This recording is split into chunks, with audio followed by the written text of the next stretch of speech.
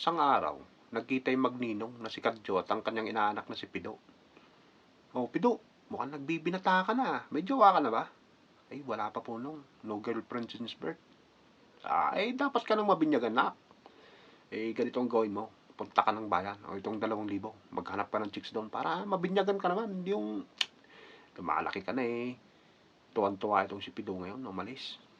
Habang naglalakad siya, nasalubong niya yung nanay ni Kadjo, na lola niya, na ang pangalan naman ay Maria. "Pido, saan ba ang lakad mo at napakasaya mo?" "Ay lola, magandang umaga po. Pumunta po ako ng bayan Inutusan po ako ni Ninong Kadjo." Bakit daw?"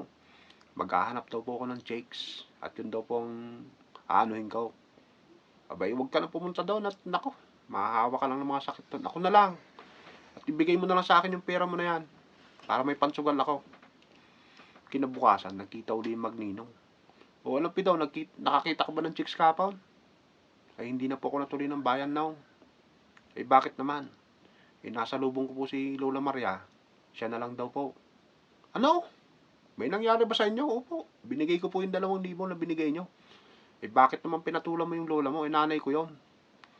Nung naman kung yung nanay ko nga pinapatulan mo din, baka gusto mo isumbong pa kita kay tatay